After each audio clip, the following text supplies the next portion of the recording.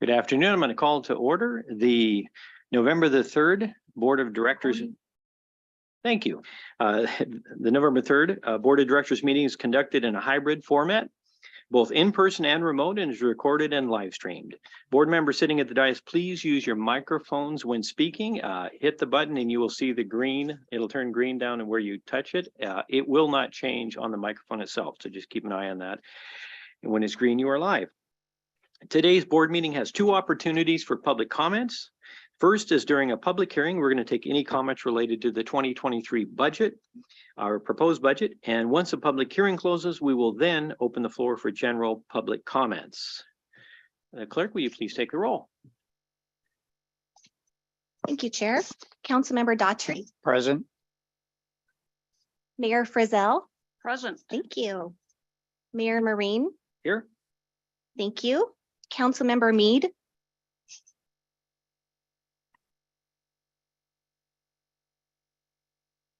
Councilmember Mead. We might have just lost you, but Councilmember Merrill. I'm here. Thank you. Thank you. Mayor Nearing. Here. Thank you. Thank you. Labor Representative Norton. Here. Thank you. Thank you. Councilmember Peterson. I see you on screen. And Councilmember Mead, I see you on screen as well. So I'll count your attendance. I'm here. Sorry about that. I'm here. That's okay. Thanks so much. Mayor Roberts. Here. Thank you. And Councilmember Schweddy. Present. Thank you. Chair, we have a quorum. I'll quickly take roll of board alternates. Councilmember Gallagher in the room. Thank you. Councilmember Nearing. Councilmember Payne. Hello, present. Thank you so much. Mayor Thompson, Mayor Matsumoto Wright. Here. Oh, thank you. Chair, that concludes roll. Thank you very much, Rachel. All right, we're going to open the public hearing on the 2023 proposed budget, and it is now open. We have 6 written public comments regarding the 2023 budget, and they've been received by the budget team to date. The comments are packaged and provided in the board to the board mid-November. So if you hopefully have a chance to, I'm assuming that's mid-October. We're not at mid-November yet. So we have those, and if people have had a chance to look those over. Okay. Do we have any verbal on the here on the? Yes, we do. Joe Kunzler. Hello, Mr. Chairman, honorable board members, Joe Kunzler here. Just a second, I gotta rearrange my screen at home because I testify with my notes alongside the screen. I'm wearing. I want to say this is a good document. It's thankfully more thorough than any other transit budget document I've seen, but however, it does have a slight omission. You see, I actually sit down and read these budget documents during Seahawks games, hence my t-shirt. The executive department should mention active participation in the Washington Association of Public Records Officer. I just think that that's a small detail that should be added. Considering that every time that I have a serious question, I just go into the portal and fire off a public records request to our division. When the city of government has 60 calendar days to pass back a simple agenda item and the training certificates of its council members versus our division's record 5 to 10 day business day responses to ZEGs, I think we might want to start funding a leadership center complete with PowerPoints, manuals, and videos to teach other local governments how to excel as, wait for it, finance. And our division, the Public Records Squad, having no audit findings for over 2 decades. It is past time for community transit to realize you are smart and you are able to lead on things. You haven't had audit findings for over 20 years. And I consider it a defense for education policy because realizing there's a general distrust of government. I also call upon community transit to trace publicly on a dashboard any and all incidents of crime on its vehicles and properties. Board members and senior staff should be reviewing the information on a monthly basis to grow confidence in the system and to hold accountable genuine troublemakers. I finally, on a personal level, want to apologize for no written commentary this year, but I am working for Simple Flying, and that work is keeping me very busy and very occupied, along with some side projects. So I will be back for general comments, but thank you for having me. All right, thank you, Mr. Kunzler. Is there anybody else online that would like to address the board with regard to the 2023 proposed budget? Use the raise hand feature. I will also check in the room. We don't even be signed up for the proposed budget. Is there anybody in the room would like to comment? And not all at once. Okay, so I believe that is all of our written and public comments. All right. Well, yeah. So beyond, if we have no more public comment, we're going to close the public hearing. And we're going to move to public comments. I do have somebody in the room that has that would like to speak, Mr. Peter Micah.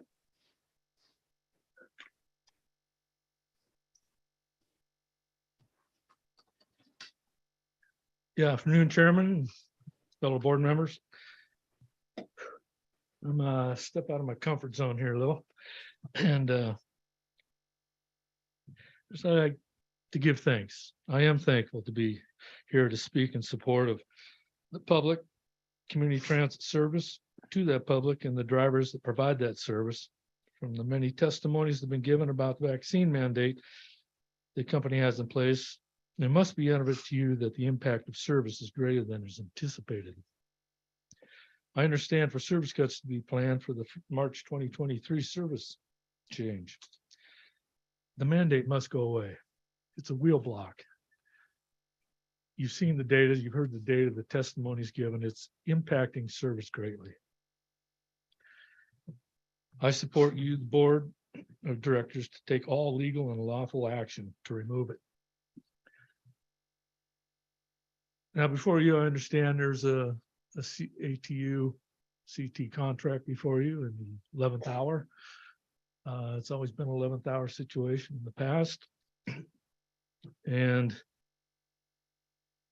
overall, I understand the drivers are in favor of it. Passed 74%, agreed upon it, 6% disagreed.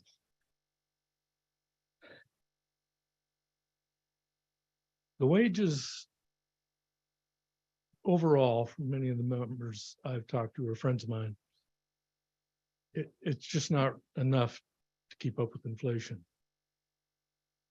Yet overall, I understand language to deal with the public in service, but it's just not enough. Going out on a limb, because I'm asking you to disapprove it. Disapprove it from the standpoint that if you were to approve a 3% additional wage increase, that would give incentive for drivers to be a promoter of coming to work for the company. You remove the mandate, you increase the wages, and there's really no resistance to anybody not wanting to come here. The wages be great, the benefits are great. The thing is you really need to move that wheel block because it's a hindrance. You know the service is being dropped. I understand from last month's testimony, there was nobody to pick up an 88 passenger. I understand from local service, there was a driver that was doing a 115 route going to Mukilteo or to McCullum Parking Lot. Pulled into Ashway, opened up the door. There's an 88 passenger there. Got the ramp all ready, and he asked where the 119 was. And that driver had to say he didn't know. It was a drop of service. They had to wait. You're out in the summer in a wheelchair. Now with the winter months coming, do you want that? to happen again, remove the wheel blocks, remove the mandate, increase the wages, and let the drivers be your best promotion of bringing more people in. All right. Thank you, Thank Mr. you. Micah. Thank you. All right, online, we have Sabina Araya. Thank you. Good afternoon. I appreciate the agency finally going through a Title VI process for the service reductions. However, I'd like to point out that the Title VI process followed to avoid the FDA noncompliance penalty is rushed. It is not following the CT typical timeline. For the TDP, for the budget today, for the free youth fairs, or for any other project, we have the initial presentation, a 30-day comment period, and public hearing, then a decision at the following month's board meeting. This gives staff time enough to compile and summarize comments, and this gives the board time to actually read and discuss the public comments before making a decision. Having the comment period end with a public hearing and at the same meeting have you approve the changes makes it obvious that there's no significant time invested in actually listening or reading the public comments. The agency had a full year to put together a meaningful public process for the significant service reductions it implemented and knew it had to be done. March 2022 was the biggest service cut in the agency's history since Proposition 1 was passed. Now, an additional 20,000 annual trips are proposed to be cut next March. Do you not find it appropriate that the public process should be extensive, or at the very least follow the same pattern as all the other Title VI processes this year? Why the rush? Well, because you have to start preparing for the service change in March at the beginning of December, right? Then what did that tell you about last year? That decision was to cut service was made in December, but the CEO told the public in a December 26th article that scheduled service will not suffer any cuts. And just a few days later in January, the public was blindsided by hundreds of weekly dropped trips, which continued to be the case because in addition to the termination of unvaccinated employees, you had exponential cases of COVID among the vaccinated workforce. And then in March, scheduled service was indeed cut by about 10% because you had fired about 10% of drivers and told the public that the cuts were temporary, that service would be restored in the summer, and it wasn't. You could have started this Title VI process at any time this year, yet now you cut even more service, rushing through the process and making it very obvious that the public comments will have little impact on the matter. Do you know what will actually have an impact? You have it on your screen, hiring back the drivers that were wrongfully terminated. Every driver equals 1,000 hours of service. Even if half of them return, you would have at least 20,000 more service hours restored for the public in March. And I will again remind you how unethical it was to fire your own drivers while your contracted drivers were all exempt from the vaccine mandate. You have the power to demand that the agency keep as much service as possible available. You have the legal right and obligation to end the vaccine mandate, hire back the drivers, start restoring service instead of continuing to cut it. Thank you. Thank you very much, Ms. Araya. Next, we have Shelley Schweigert.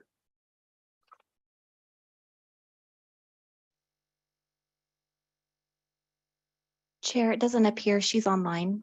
Okay. All right. Is there anybody else online who would like to address the board at this time? Use the I raise would, hand sir. features. Mr. Joe Kunzler. Thank you, Mr. Chairman. I not surprised that once again we're talking about the vaccine mandate. It seems to be a monthly thing for some people to think that we should play games with people's lives and health. I think this board is very familiar with where I stand on the matter. And here is the CDC data. At Mrs. Araya's insistence, because I actually listened to her comments, I have set these thing to SARS-CoV-2 infection. It's also called COVID-19. The vaccine is still effective based on this table. However, there's other things I want to address you about this month. And so I will stop share and and keep going because I have a limit. I have 2 minutes left. I want to place some questions for discussion about the website, if that's okay. And then I have a few other thoughts as we have time remaining. I'm going to ask that you please place online the board agenda committee agenda packets and hopefully recordings of the board committees. You know, and I know there's ongoing consternation about this. You may want to read AGO 2018 #2, applies to WSF advisory committees. And since we're talking, Ed, I want to stress the word "our," but I don't like asking our helpers to have to process basic requests for information in the Public Records Division. With the second question you should ask is, are you going to be tracking crime and educating the public on your findings of the causes of crime and what you're doing to reduce the causes of crime in your transit system? You know I'm very supportive of public transit, but you also know, and I know, that there is a public perception out there, and I am doing what I can to address that. The more information I have, the better it is for everyone. I'm also having our division give me regular printouts of the situation. So you may want to ask for copies of them from your board administrator and public records officer, excuse me. I also encourage the board to review trends in public records requests. However, I have only 23 seconds left to address you this month. So I'm going to ask that you focus on consolidating with Everett Transit and make sure there's nothing that has a life of its own.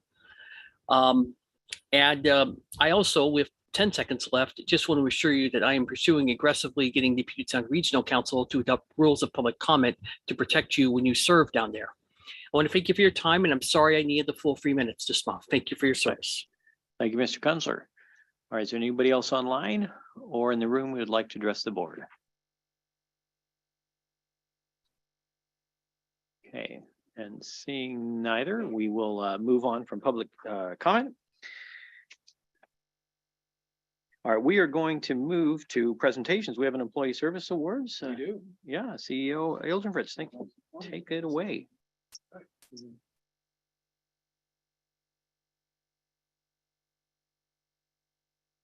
Okay, this is the fun part.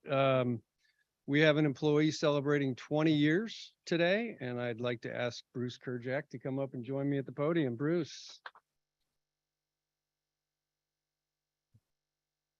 Congrats. Thank you.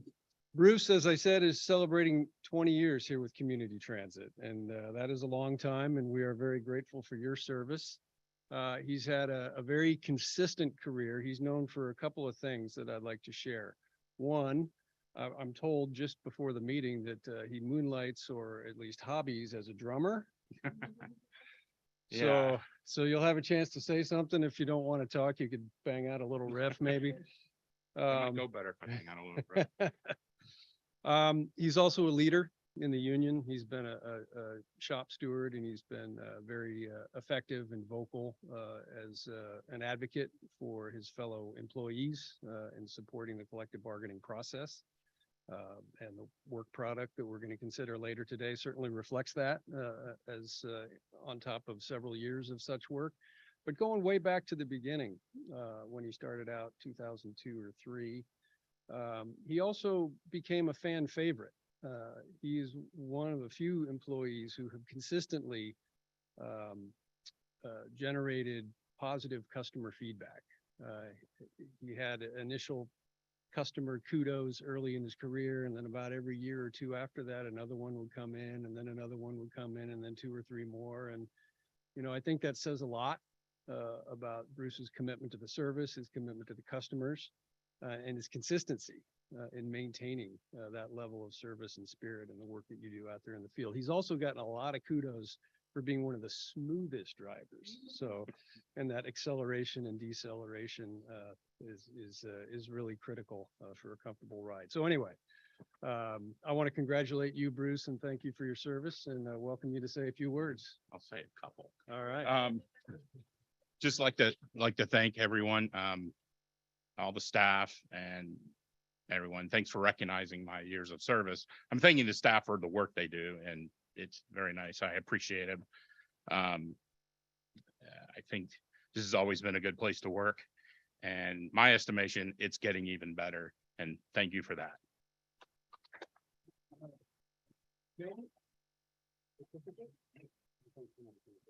Oh. What's happening? Congratulations. All right, take care. Have a great evening.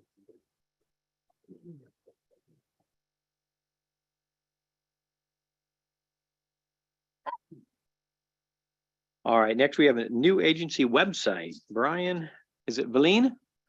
Valine, all right, very good.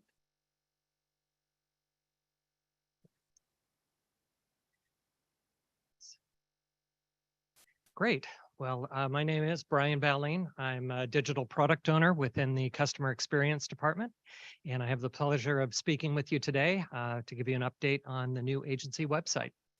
So let's first start with a project overview. This website redesign, along with an enhancement of our digital tools on the agency website, are part of a three-phase digital strategy. What comes next is personalizing the digital experience. To put a timeline around this, I originally came to the board in 2019 to request approval for funding the digital strategy. Came back 1 year later to award an RFP for the website redesign itself. And then in the next year, came back to the board to request that we integrate Open Trip Planner as our new trip planner tool, and got approval for that as well. So now on November 3rd, 2022, I'm here to give you an update on where the new website is at. So this is what it looks like. This is the homepage of the new site on a desktop computer. Basically where we're at is the design of the website is complete. It is functional. All of the tools work and have been successfully integrated with the new website. All of the content is complete, migrated over from the old site, new content created. And I'm pleased to report that last week we had a successful employee launch of the new website. So it is now being tested internally by our employees, and we're capturing feedback from them. And that will lead us to our next step of a public launch. But before we get there, let me tell you a little bit about the new website. So some notable enhancements. First of all, this website is designed for customers. We interviewed customers prior to the design process. We also led customers through a prototype of the website before we went into development. So we got their feedback all along the way. The website is designed mobile first. Currently, our website is responsive, which means that it can scale to mobile devices such as phones as well as tablets. But there's a difference between being a responsive website and one that is developed for the mobile customer audience, which comprises about 80% of our customers who visit us on their mobile phones. One of the real notable enhancements is an improved search engine, and you can see that depicted on the screen on the right. That screenshot shows the results coming back for a search on Seaway. And you can see that any routes, stops, addresses that have Seaway in it are shown, as well as any site content. And that works for any keyword. So you can search for route numbers, any information, and we present it this way. The other screenshot shows you the mobile interface and what the navigation looks like on a mobile device. In addition to search, which is a primary tool for navigation, we've improved the visual navigation on the website as well. And I truly believe we've made travel easy for all with this new website redesign.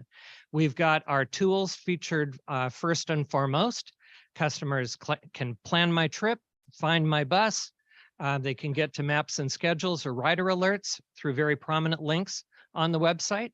And they can also choose one of over 100 languages to translate the website into.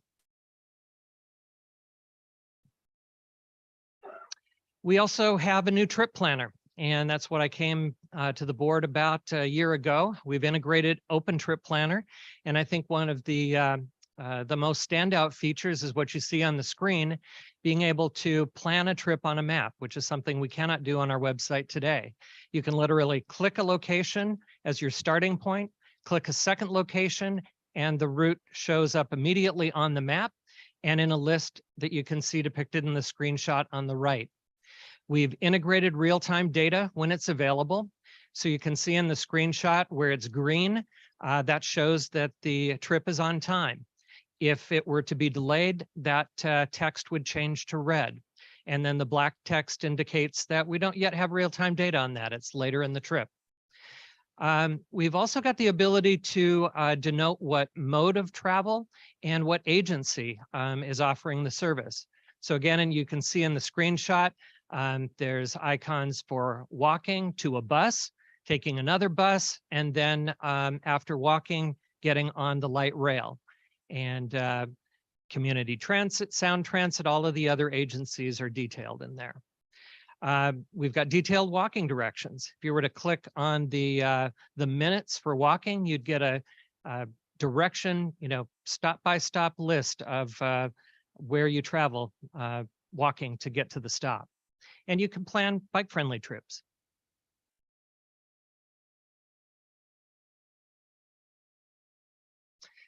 Find My Bus is our new bus finder tool. You can search by route or stop. It integrates real-time data, and right in the same interface, you're able to toggle to our scheduled data. We've integrated rider alerts, and as you can see on the screenshot on the left, at this particular stop, we've got 2 cancellations. And if you click that link, you can find out more about those rider alerts. We've also integrated the bus seat capacity tool that we developed during COVID. And the screenshot on the right shows that when you toggle that show capacity on, you're able to see whether the trip is typically busy, somewhat busy, or not very busy during the trip. You also can save favorites of stops, routes, and trip plans.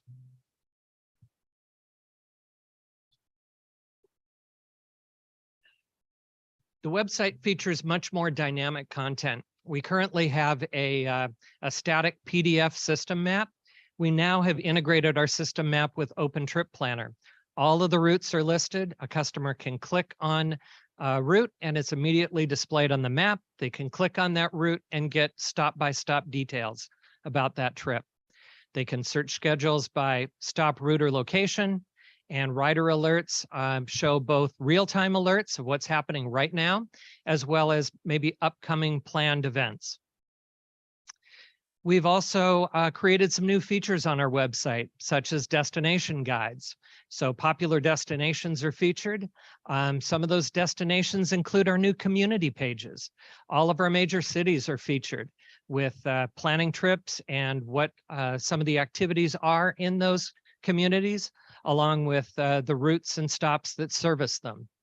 We have rider guides, which you can see depicted in the screenshot on the right. Things like bus riding basics, how to join a van pool, accessible services options, etc. And one thing that I think is really neat too, we've added rider guides, and these are actual customers using our service that are featured on our website. The example that's shown on the screen shows a student commuter to the University of Washington who's using our bus service. There is another customer who uses Vanpool and yet another customer who uses DART. Those will be the featured customers when we launch, and we can update this and add to this as we move forward. So what are the next steps? As I mentioned at the outset of my presentation, right now we're in an internal preview with our employees. So we're actively gathering feedback from employees. We're looking through that feedback, determining any critical issues that we need to resolve before launch. When we feel that the critical issues have been addressed, then we'll do what's called an external soft launch. And basically what that means is we're going to open this new website up to the public, just like we've done to our employees, and let them try out the new website. The current site will remain live, so they'll be able to use either or, but we'll encourage customers to use the new website, provide us feedback.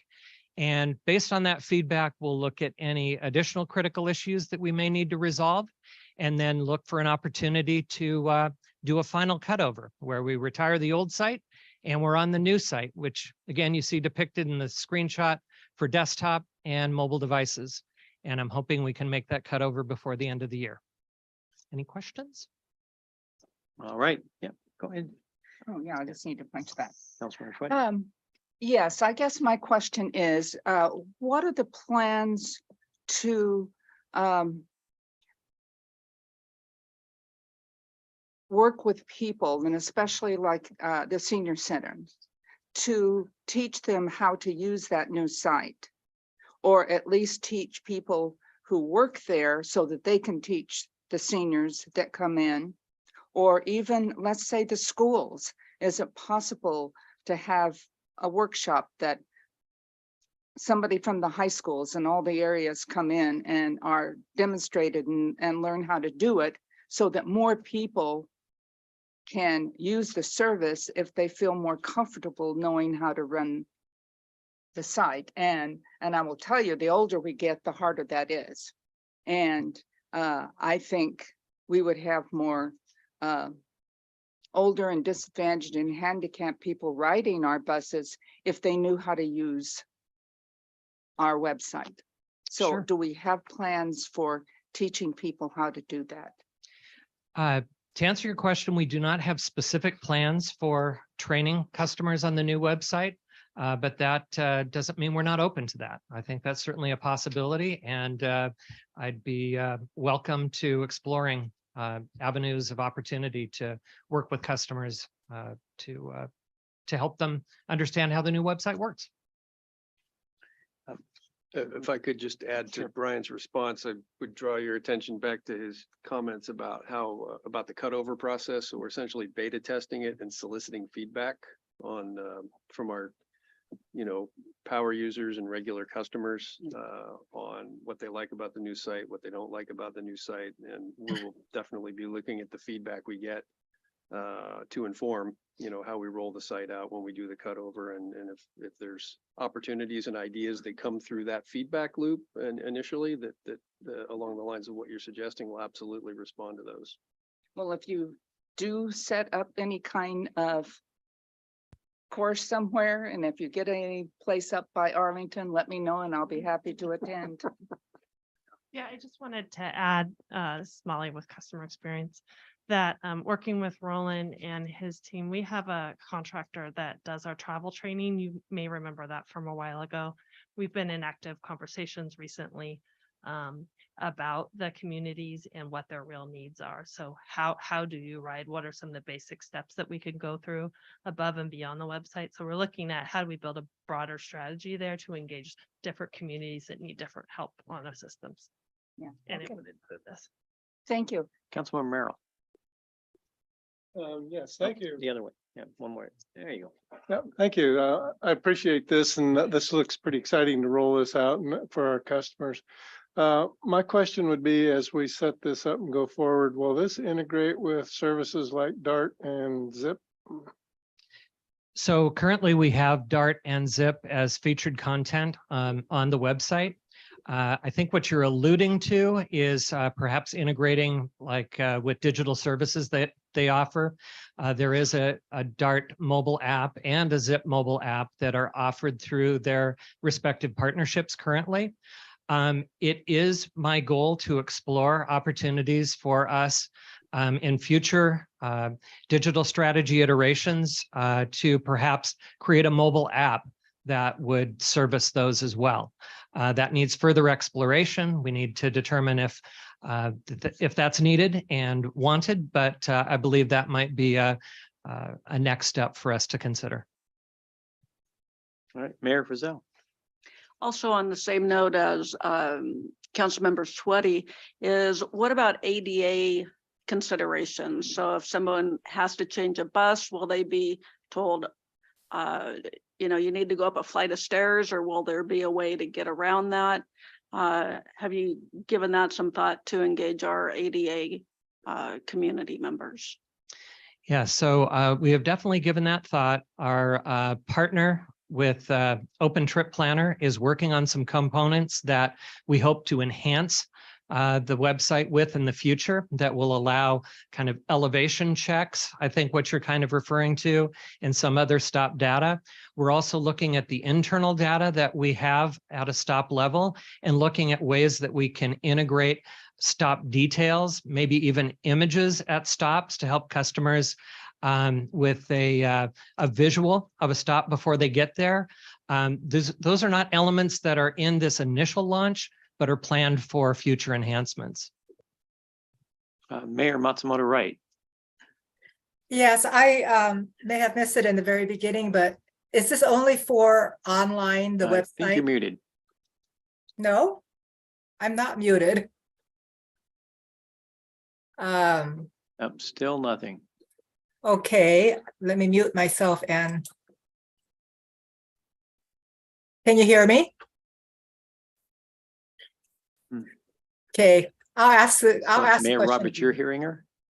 Okay, yeah, we're not hearing her in the room. Is that turned down Whoops. by any chance? Well, maybe Sid Roberts can repeat what I ask. So is this only for the website, or is there already an app like One Bus Away? Okay, we're working on it. In the meantime, while they're working on that, I had a, I guess, comment and a question.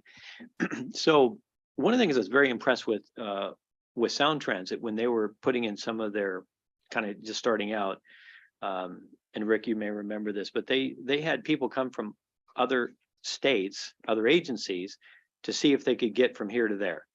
Because we may think it's intuitive because, yeah, I know where Northgate is, but somebody who has no idea, like if I know I get on a bus and it's heading north, I'm in trouble. I'm not going to Northgate. So even though it says Northgate, I don't want, but somebody else may not know that. And so that can be a great way to beta test, is somebody who literally doesn't know. And you say, you're here, you need to get there, and see if they can. And then there was another one anyway. So I'll come to the other question in a second, but are we looking to people who maybe, because a lot of people who come here are visiting, right? And they're staying at a hotel and they're trying to get somewhere, but they wouldn't know if they're going the wrong way. Right. So we've tried to incorporate that kind of information in the website redesign overall to make it work well for anyone, whether they're inside our Snohomish County or outside of it. When we did initial testing on the prototype, we did select customers who maybe were not specifically out of area, but were not transit users, not familiar with the system, and got direct feedback from them compared to transit users. So I feel like we do have that kind of assessment that we've looked at. I've also got a couple of people on my team who are not local to this area. In fact, our product manager on this project is in Maryland. And so it's been very insightful for both she and our web design developer to provide insight in this whole process, and they're not even in the region. Yeah, so that's what I'm alluding to. That, yes. yeah, that's perfect. Somebody who doesn't know, because just not being a user of the system, at least you know the general direction you should be going, which is helpful. The other question was, are you able to go on there again? Let's say that I'm staying at a particular hotel because I'm visiting, and I want to go to the nearest pharmacy. Can you put something like pharmacy in and it would find one for you that's closest on the route, or is that too advanced, or coffee shop or whatever? So yes, if you have a specific location, like a Starbucks, for instance, that you're going to, or a Rite Aid pharmacy, you can put that into our trip planner and find the nearest one to you. If you type in just the keyword for coffee shop or pharmacy, you'll see results like I showed on the screen of nearby locations that would be featured. And then you can choose one and actually get into that stop and plan a trip to it. Okay, perfect. That's great. Did we solve that? Okay, Mayor Matsumoto, right?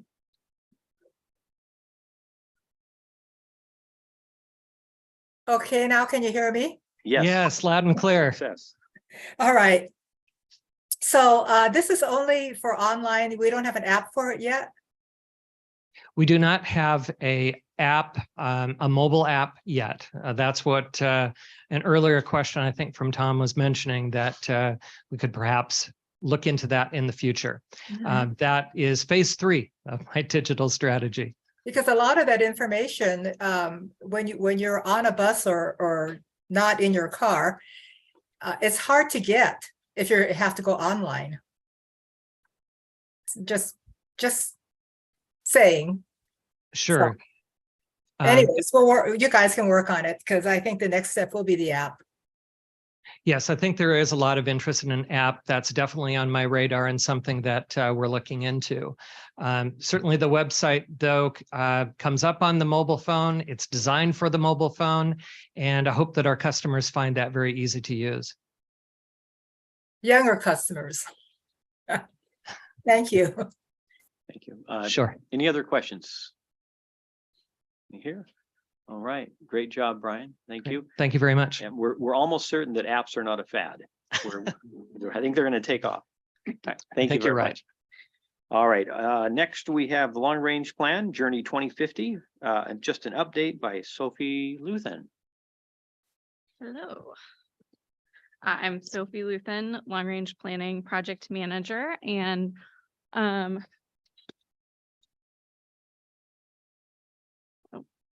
you driving? I'm just here to give you an update. There we go. On our long range plan update process. And I'll also go over the results of a recent round of public outreach that we just completed. Down a little. Okay. So before we dive in, I just want to review with you the purpose of the long range plan. So the long range plan sets general direction for our agency. It's a strategic vision for the future of transit in Snohomish County. It's then implemented over time through the 6-year transit development plans, and then that is further implemented annually through the budget process. Our long range plan was last updated in 2011, so we're due for an update, you might say. There we go. So this is our project timeline. We've been working through this update since late 2021. We're wrapping up phase 2, that's the red bar, and we've gathered some public comment through an online open house format on kind of service scenarios. And from here, we'll move into drafting the plan through the rest of this year. That's that phase 3 blue bar on the screen, with the goal of having a draft for board review in the spring of 2023. Okay. Before we get into the outreach results, just wanted to review the project priorities for the Journey 2050 project. So we developed these priorities that you see on the right in partnership with you all, the board, as well as our leadership team towards the beginning of this project. And then on the left, you can see kind of the agency strategic priorities that were rolled out to staff just in the last few months. These are kind of a distinct set of priorities. They serve different purposes, but just want to point out that you can see a lot of commonalities between these two kind of separate sets of priorities, particularly with the Build the Future kind of portion of that strategic priority circle. So as we get through this Journey 2050 project, we're still seeing these priorities of equity, efficiency, environment. We're seeing that these align nicely with other planning efforts, which is great. So getting into the details of our online open house, the focus of this round of outreach was to gather feedback on types of service that we can operate in the future.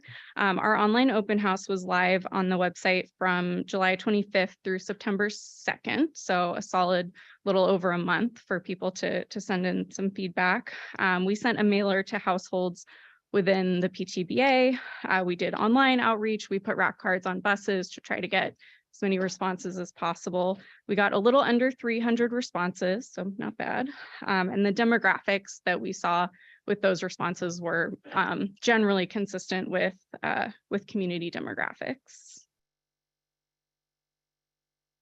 Let's see, so the online open house asked people to be a transit planner. We did a budgeting exercise where we presented 3 types of transit service. You can see a screenshot on the right here from that online open house. So the 3 types of service were Swift, BRT, innovative services. So think the Linwood pilot that just launched, and then regular bus service, your kind of everyday bus routes. The goal was to get a general idea of how the community values different types of service.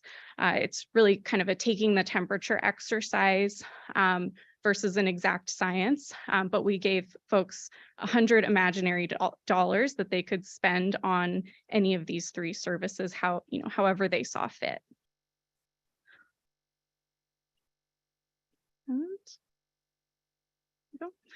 So these are the results of the exercise. So you can see in each of these graphs, these represent the 3 different types of service. And you can see those big numbers in bold. That's the average dollar amount that folks spent on each of these types of service.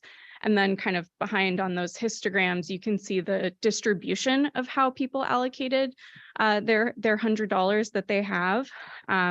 So a few key takeaways here. Regular bus service, as you can see, received the most amount of money, that $53. That was the biggest average spent. Regular bus service, we also saw a more normal distribution. You can see almost a bell curve behind that 53. The other 2 modes, Swift BRT and innovative services, were lower in terms of the average dollars spent. And you can see kind of a different sort of skew with those histograms, but you do see a decent number of people choosing to spend, 50, 60, even as much as $100 on those other 2 modes as well. A few other notes on this, interesting point about the innovative services, that $26, that is obviously the lowest of the 3 numbers. However, I think it's worth noting that that represents a much higher proportion of service or dollars compared to what we have going on today. I think it's important to note that this open house was done, online open house was done in August, which is actually before we launched that Linwood pilot.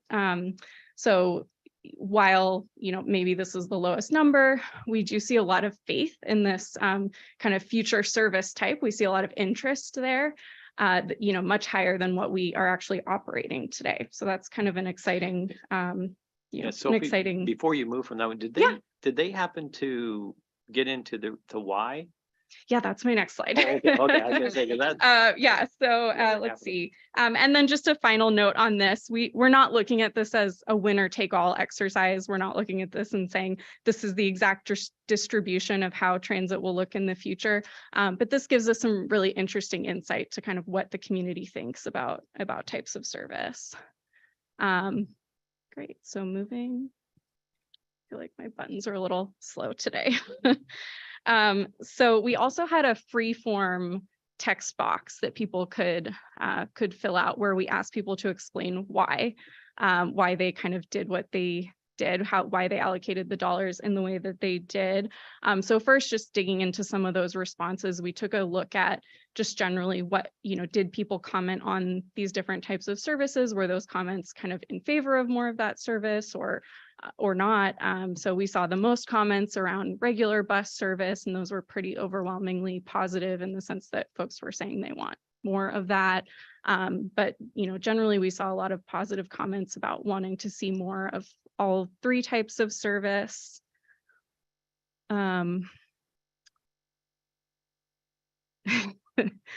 And then some other key themes that we saw a lot of comments around frequency, wanting more frequent service. We saw coverage, comments around wanting to see service in areas, or with kind of origin destination pairs that maybe don't currently exist.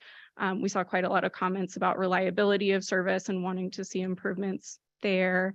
And then, connections to light rail and serving people with disabilities were some other themes that we saw. And in terms of kind of some of the other why that we saw from folks, we saw some interesting comments around innovative services where there were comments to the effect that this was kind of too new to really know whether someone supports it or not. That was very helpful feedback. You know, we know that there's a lot of kind of educating the community that needs to be done around that. Not to mention, we're still in a pilot phase with that type of service. With Swift BRT, we saw comments to the effect of, you know, this might not come to my house exactly, so therefore I devalued it, things like that. Those were kind of helpful points to help us understand people's thinking. So those are some of the types of comments that we received in that open text box. And then just to reiterate for demographics, we got a decent proportion of non-current riders, which we wanted to make sure we're hearing those voices. And then demographics generally did align with the greater community. Great. And then where do we go from here? So, you know, we're trying to kind of display in this chart that there are a lot of ways that we can grow service between now and 2050. We know that our service will expand pretty significantly by that point. But you can see in those three scenarios, the way in which we do that, you know, can look a few different ways. So, you know, what we need to find is that question mark on the side of the chart here of what is that right balance between types of service when we look at how we want to invest in the future.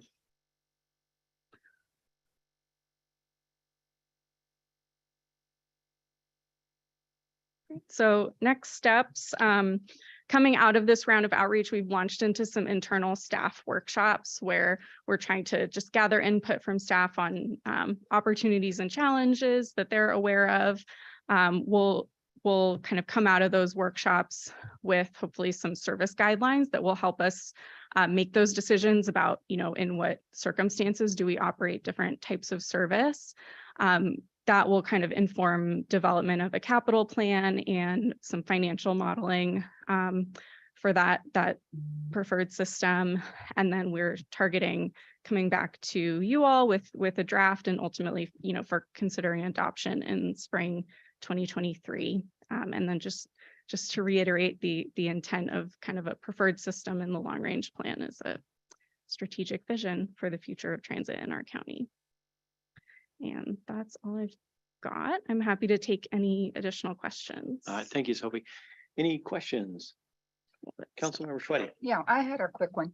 No, So when you're looking at all these things, are you looking at areas where we have no service at all right now?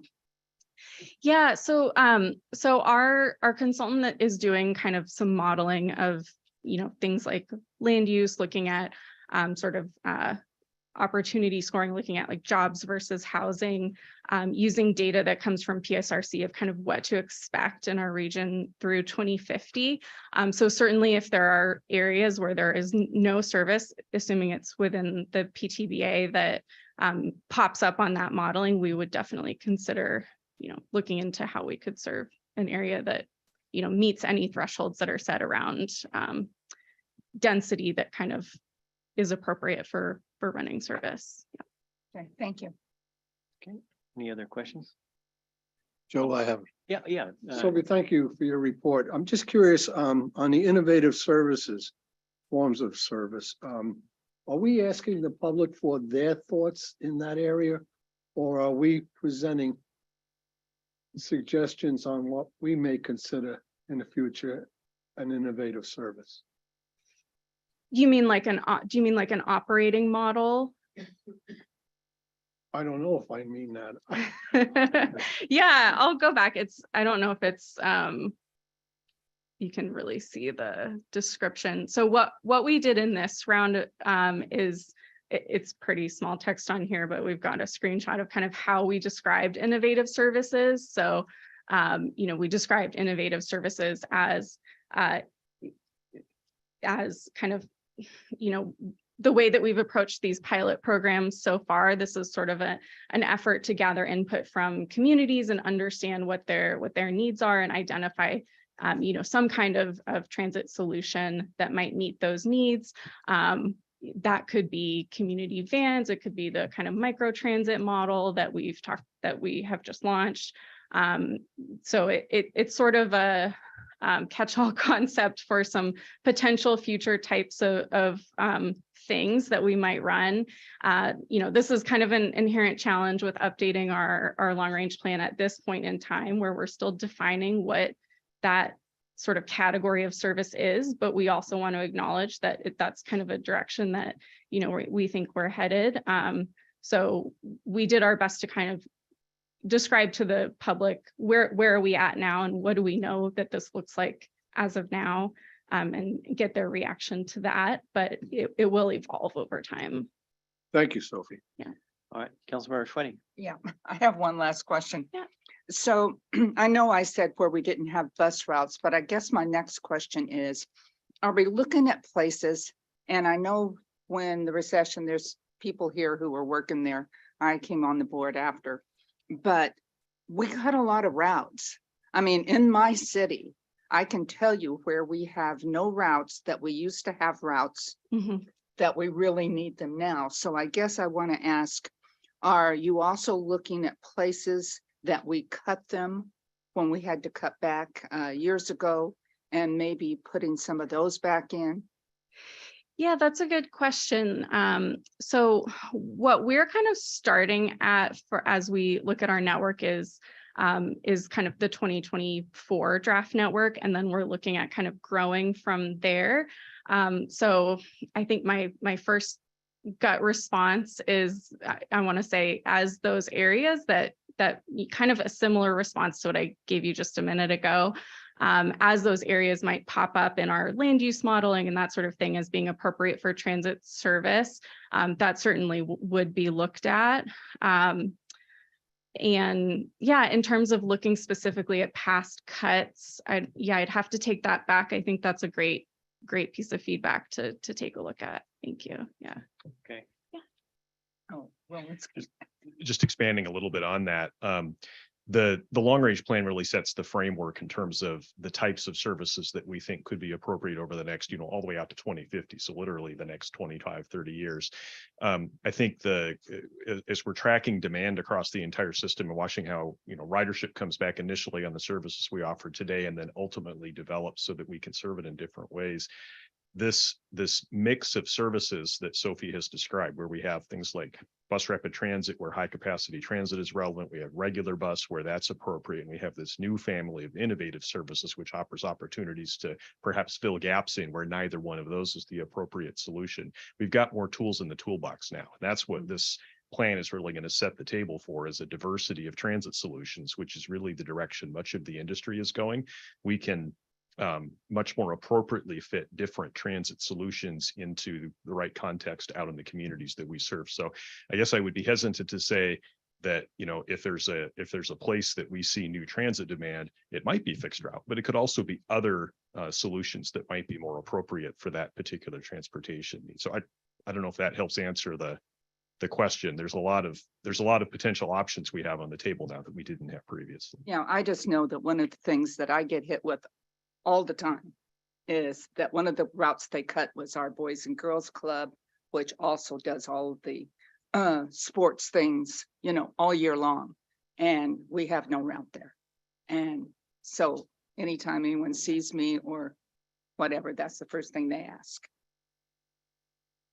Well, there'll be an expanded fixed route footprint in the 2024 network. We've got another, per the TDP that we just adopted, you'll see in 2027, we have further expansion of service. And I know, and particularly in North County, when we implement the Swift Gold Line, we'll be reorganizing the local service network around that as well. So lots of opportunities in addition to the new innovative services pilot that we're starting to engage with the city of Arlington on as well. Right. So, yeah. Okay, thank you.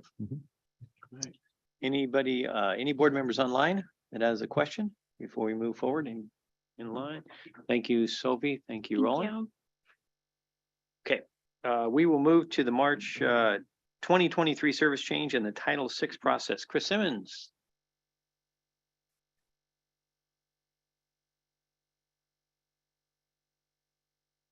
Let this come up. Thank you, Chair Marine and members of the board.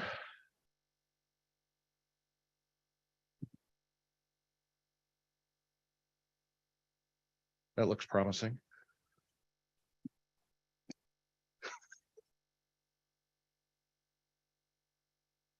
Well, I'd be happy to talk about the long-range plan some more.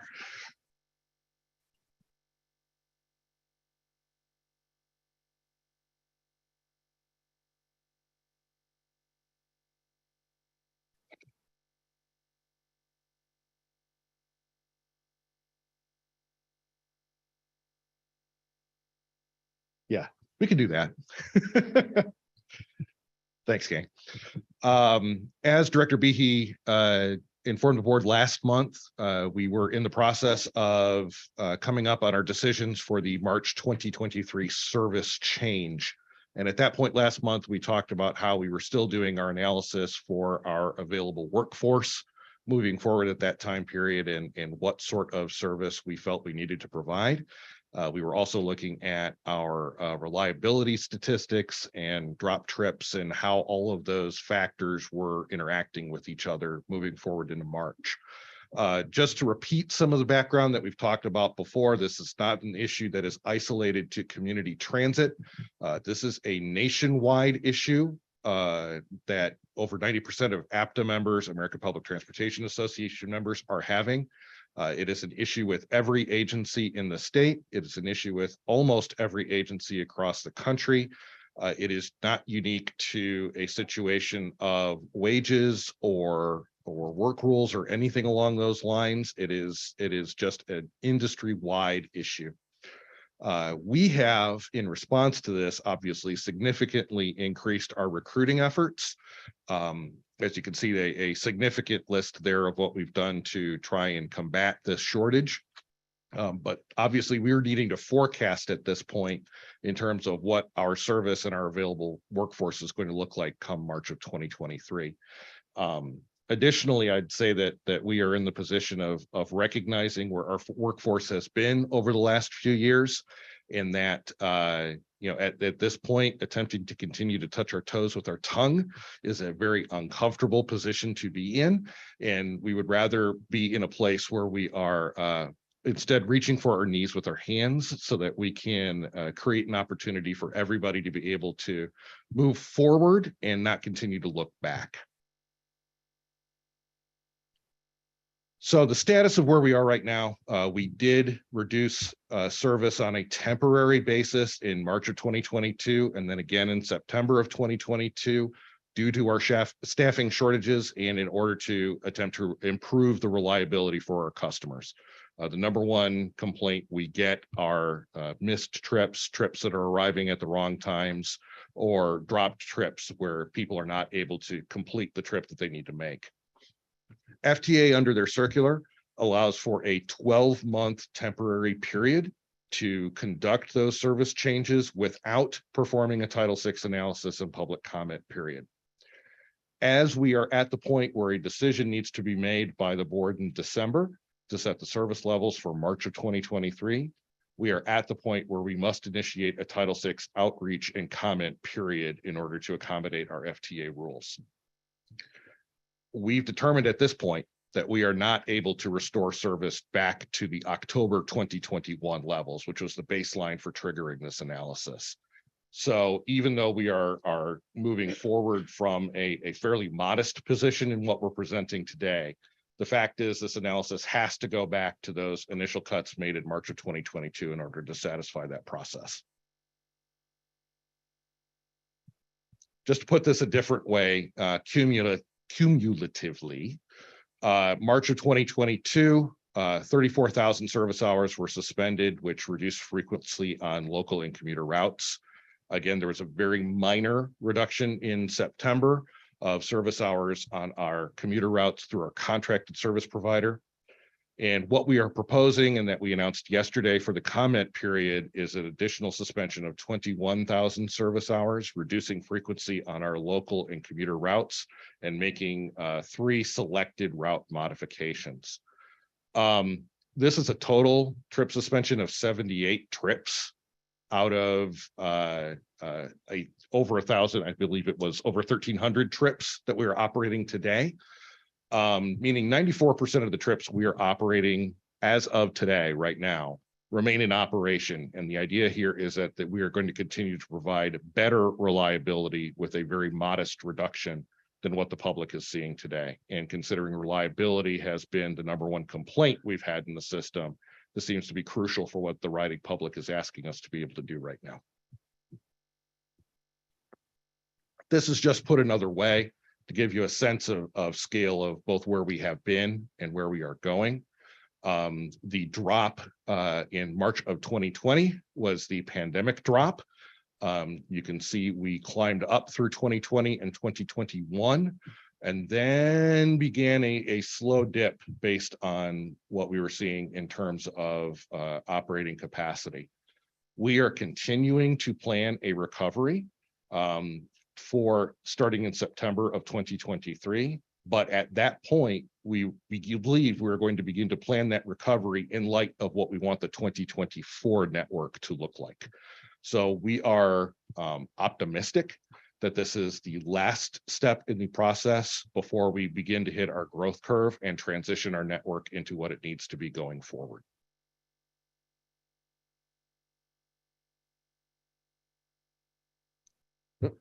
Go back. Thanks. We've talked about this before, but the criteria we used when we're planning for these suspensions is to obviously remain within our Title VI guidelines for the distribution of service impacts. And what that means is that as we are making a change in our service, it cannot create a disparate impact or a disproportionate burden, and I'm sorry, those are terms of art, on minority and low income communities. So the analysis we are looking to publish tomorrow, I've seen the draft, I just need to polish it up a little bit. It evaluates for exactly that component.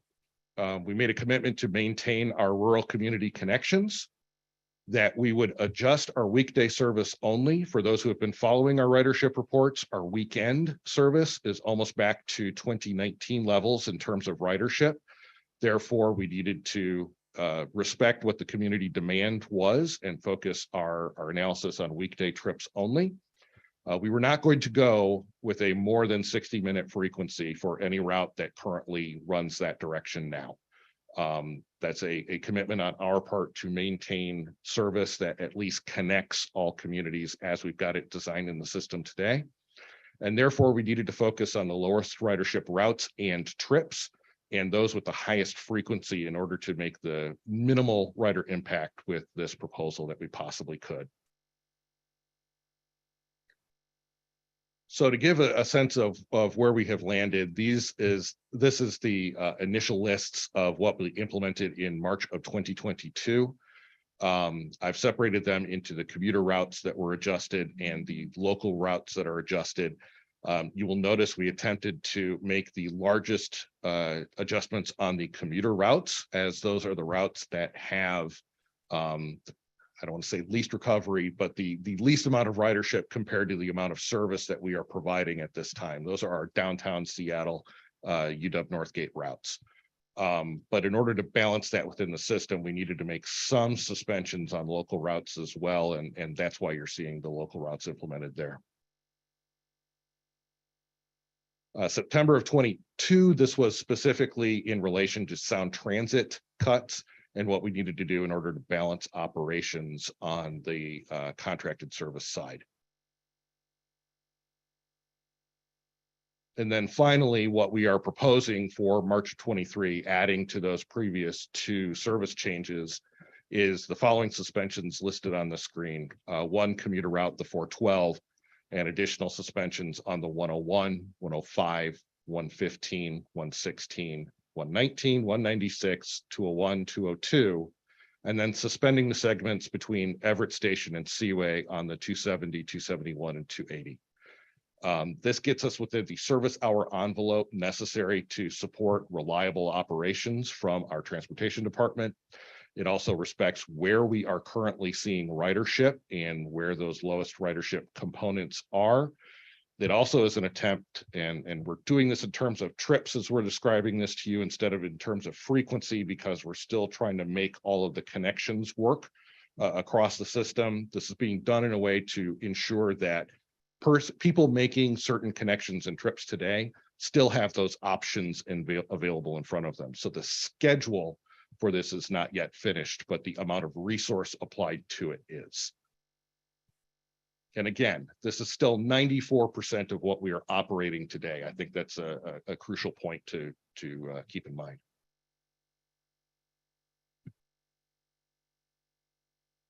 Hopefully that only went once. This is where we are today in the process. We've received the final staffing projections at the beginning of the week, actually end of last week. And we are here in the board briefing with you today. We opened the public comment period yesterday, and we will continue to run that public comment period up to the board meeting for the hearing and a decision by the board. You can see the other components and points of board contact as it regards this decision moving forward. I'd like to emphasize, we've tried to create enough runway to make sure that we had sufficient projections on our operator workforce so we could avoid making further suspensions. We pushed that back as far as we possibly could. But unfortunately, that means a compressed process as we've done that. And so we have put this together in a way that we think both respects the opportunity for public comment, allows us an opportunity to make some minor tweaks or adjustments at the end of the process, but still respects the timelines we need to be able to implement the service change as it needs to happen internally. Our outreach process as it's currently in the public includes on-bus communications requesting the comments. That's a rack card with a QR code to get to the appropriate point of the website. It's also printed notices of each route that's being affected. The media outreach has begun with our press release, social media, and the web page contains all of the specifics. And then obviously we will be conducting that in-person hearing at your next board meeting. All right. And I think with that, I'll take any questions. All right. Thank you, Chris. Oh. Yeah, go ahead, Roland. I was just going to add as a postscript to what Chris mentioned as well with the public process. We really do acknowledge that we are compressing the board portion of the process in terms of we're asking for both the public hearing and then a subsequent board decision at meeting on December 1st. And I guess what I wanted to commit on behalf of the staff is that we will provide a full accounting of comments received to date to the Strategic Alignment Committee mid-month. We will also then provide a subsequent update in the board packet in terms of all the written comments and other comments that have come in through channels as you receive the final recommendation in your board packet prior to that board hearing. And then in the hearing itself, you'll receive the final comments if there is testimony that's offered on the 1st of December. So the commitment is really to get that information to you as quickly as possible so you've got the full range of public comments to consider in that decision. All right, perfect. Thank you. Hey, Chris, so is it in every rack car on every bus or is it on just the buses affected? It will be on every bus because every bus may serve any one of all of those routes running at any point. So this is our entire system is being notified of this change. All right, very good. Thank you. Any Councilmember Schwedding? Sorry. Well, I understand totally and why we're having to do all this, but I guess my question is, especially in Snohomish County, the growth is immense. And it isn't just in housing, it is in manufacturing. And I don't think I pick up a paper that they're not building something in Linwood. And so with all of that going on, do we have one individual who's keeping an eye and finding out where all the growth is going? So that's a component that we use as we analyze all of these services. We have what we call an equity scale that we use to analyze both service growth as well as potential service cuts. It's an amalgamated score of jobs, housing, travel patterns, ridership that turns into an overall ranked score. So that when we are looking at changes along these lines, we are really trying to take that growth into account, at least as we can get the direct data for it, as well as what people are doing today and what looks like they will happen going forward to try and make as precise a change in the system as we can. Those same opportunities were used to analyze the 2024 network, which you will be reviewing, I believe, Q1 of next year. As well as what my team is already looking towards in terms of a 2027 network beyond that. So I can very faithfully say we are trying as best we can to track all of that growth and those job opportunities and include that in our analysis as we're working this forward. You might just want to put Mayor Frizzell's phone on your hot list so you can just call her and ask her about the growth. I can tell her community managers are already on that speed dial. Oh my gosh, Linwood already has zip. Come on. Councilman Johnson, do you have anything else? No. Okay. No, that's perfect. Leave that up to me, but you're okay. Any other board members or online? Yeah, Councilmember Merrill.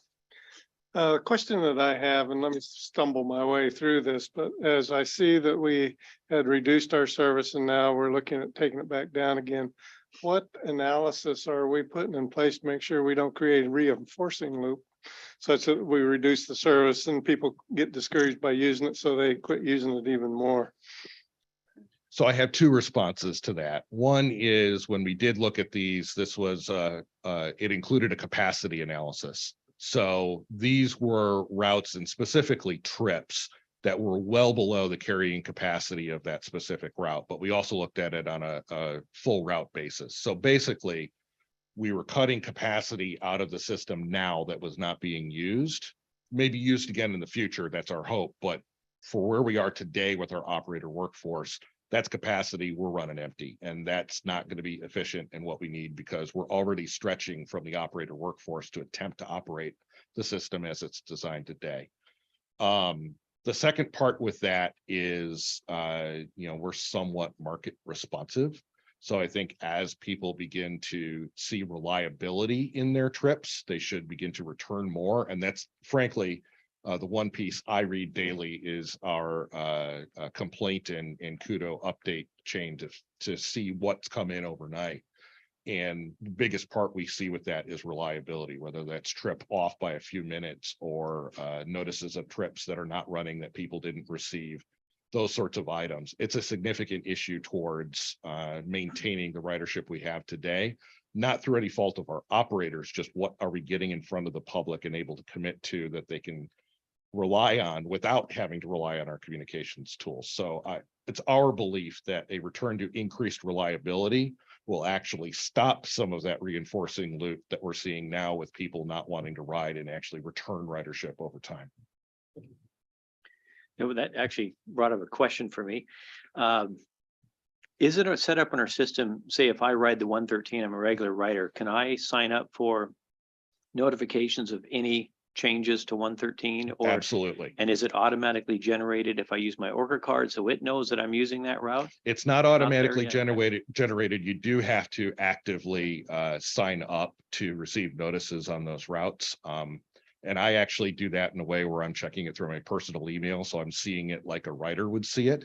That's on purpose. And I had other ways to get that information as well. But just to get a sense of how that happens and what that works from the writer perspective. If you sign up for it and we're generating that response ahead of time, because we know, obviously you get breakdowns and things like that, but every piece we know ahead of time goes out through that system. And if you are signed up for it, you will receive that notice. Sounds good. I didn't know that was available, so that's very good. All right, any other questions for Chris or online? No? Okay. Do I see a hand? I don't see a hand. You see a hand? Oh. No. All right. Thank you very much, Chris. Thank you. All right, that brings us to one of our most favorite parts of the meeting is the CEO report. Mr. Hilgenfritz. No pressure. Thank you, Mr. Chair. I just want to point out, we just heard a really good report a couple days ago. Right. So I'll be brief, and I know we have action items and it's getting dark outside.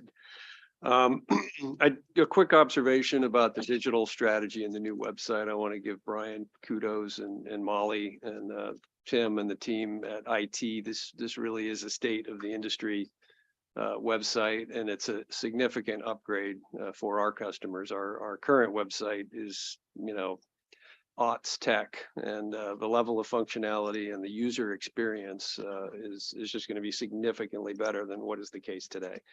And we will hold ourselves accountable to continuous improvement based on the feedback we've got here. Quick COVID update starting the meeting. So we're moving into the cold season, and we're seeing some indications from public health authorities that we're expecting another wave of cases this fall and winter. We've seen an uptick at cases here, 17 in September and 22 in October. No cases yet this month, thankfully, but there's a forecast of growing caseloads and hospitalizations over the course of the winter. So we're encouraging employees to continue to take advantage of available boosters. We've had multiple on-site workshops for booster and flu shot opportunities, and we've had great participation from employees in those. And obviously, we continue to provide masks and counsel proper safety protocols. The state of emergency has been withdrawn by the governor. It's also important to keep in mind that the related regulations from the Department of Health and the Department of Labor and Industries remain in effect. So per public health guidance, our COVID policies will remain in effect as we move through the fall and winter. I think there is encouraging news here. The epidemiological experts do not appear to be seeing any new significant and threatening mutations out there on the horizon. So if this remains the case and we find ourselves shifting toward endemic conditions come spring, I would anticipate asking for a pretty thorough review of our existing COVID response from Mark and Don and their team to see what changes, if any, may be appropriate as we come through the first quarter of next year. You know, we're having this conversation against the backdrop of 2.5 years of pandemic. 1 in 300 Americans have lost their lives in that period. We've done better here in Washington State and Snohomish County, but COVID is still the #1 killer of people among infectious diseases. So we're not out of it yet. My counseling that we stay the course and see how things look come spring. Moving on, several project updates. ZIP has been mentioned a couple of times here. We're 2 weeks in to operating it, and we're seeing steady ridership growth. We had 39 trips on Monday. We're seeing lots of unique users, and seeing that day over day growth is very encouraging. We're already learning a lot, gathering data, using that information to inform our engagement with folks in Arlington, Lake Stevens, and Darrington about the design of pilot projects in those communities. So we'll report back here frequently, as I've indicated before, but so far so good, very positive indications of success in Linwood. So, but I'm trusting that you'll let us know if you hear anything otherwise. Mayor Frizzell, quick comment on the transit consolidation study work underway between us and Everett Transit. Our joint policy committee met on Monday, the 31st. Technical work in that area is progressing well, actually picking up momentum, covering a wide range of issues. And our goal is still to deliver a detailed proposed service plan for an integrated system in the second quarter of next year. So I want to continue to express my thanks to Chair Marine and Councilmember Merrill and Councilmember Daughtry for their participation. Our next meeting there will be November 28th. Thank you again for participation in the workshop on the zero emission study in particular last week. I just want to restate how important and helpful the feedback was, and I appreciate the board's engagement. Obviously, there's a lot to do there. As we get ready to move to the next phase of the study, we are meeting again with Snohomish PUD next week and are already planning our next engagement with the board in the first quarter. Facilities master plan likewise is coming right along. Last week, the executive leadership team took a tour of 3 of our projects, the Merrill Creek operating base expansion and the new transportation building and the old admin building, and of course the training facility right across the street there. All projects are progressing on schedule and on budget at this juncture, and the capital team is doing a great job managing those risks, and especially with the base expansion in the middle of an active operating base. If you've had a chance to drive by on Hardison, it's pretty cool to be able to look in there and see the new doors are up on the new bays on the west end of the building, and it's really taken shape. Orange Line construction likewise active throughout the corridor. We've got a regular newsletter now going out reporting on construction progress, and there's a link to that in your written report. A couple other highlights on activities and events. Deb and I attended the Snohomish Island County Labor Awards dinner last week. Had an opportunity to meet with Labor Council leaders and elected officials and celebrate the first annual Mike Sells Leadership Award. And that's going to be an annual thing, obviously, so that was fun. We also just completed our annual giving campaign, and I want to commend Molly and the staff and the team of folks throughout the agency who helped coordinate our participation in that. We raised over $15,000 for the United Way of Snohomish County from CT employees. So thank you all for your dedication and your creativity and your participation. We've started meeting with legislators. Session is right around the corner.